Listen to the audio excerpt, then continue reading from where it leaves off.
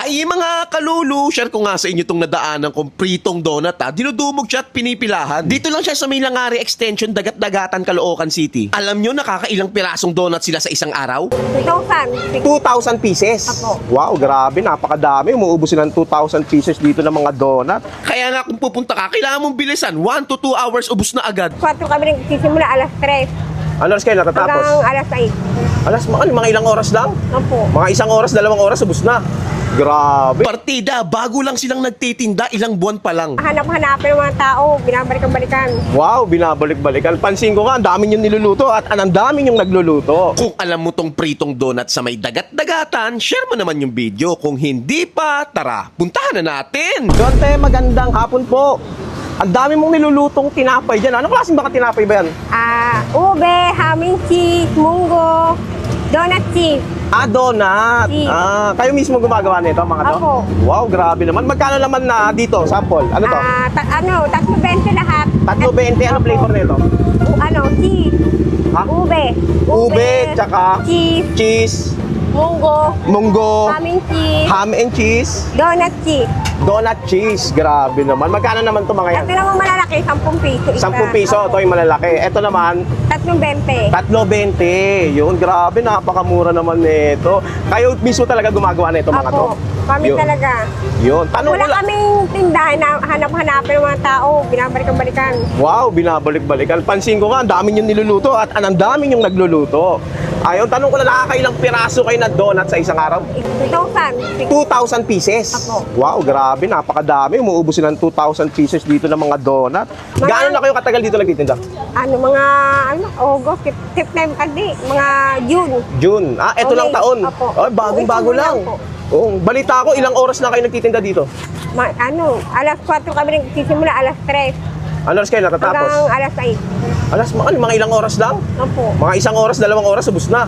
Grabe, napakabilis naman. Okay, tanong ko lang, tuwing ilang oras kayo nag-open tsaka nagsasara? Mga alas 3:30. Alas 3, tapos sarado na hanggang maubos Opo. na. Yun, saan yung exact location nyo to, madam? Langari sa Balo Street. Street yun. Ano to? Caloocan City. Caloocan City. Ayun mga kalulu, dito tayo ngayon sa kahabaan ng Sabalo Street corner ng Langaray Extension. Siyempre dito lang yan sa may Caloocan City. At tadaanan natin tong A&B Bakery. Grabe, kita mo naman, blockbuster yung pila ng donut nila dito. Dahil napaka-affordable, tulad na itong cheese donut. 10 piso lang siya. Ayun, pakita natin loob. Yun siya, Hindi tinipid pala sa cheese, di ba? Tikman natin bakit to pinipilahan dito.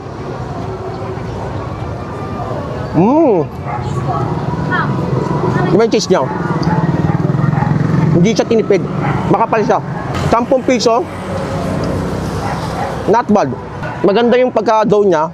May pagka-crispiness sa ibabaw. 10 pesos na. Ang sarap i-partner sa kape, no? Nakaka 2,000 pieces sila dito a day. Kita may mga tao walang humpay yung pila. Bakit naman? Sunod-sunod yan. Nagtitinda lang sila dito ng 1-2 oras. Ubus na agad. Ito naman ang kanilang ube.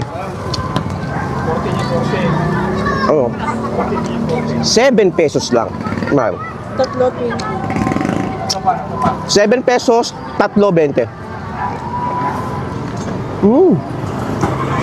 Ang sarap yung pagka-ube niya. Quality yung nilagay na ube.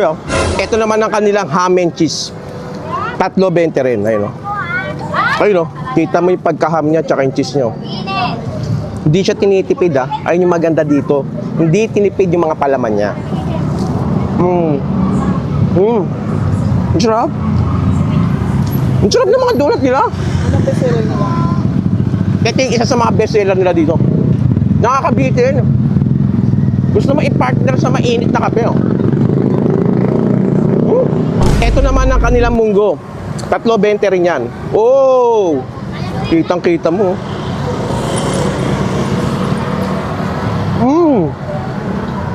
Kung mahilig ka sa munggo, magugustuhan mo to. Ang sarap niya yung pagkamunggo niya. Ayun mga kalulu, kung gusto nyo tikman yung donut nila dito na affordable, masarap at quality Kanto style lang siya, napakamura lang. Lalagay ko na lang yung full address sa baba na siguradong mapapalulu ka sa sarap.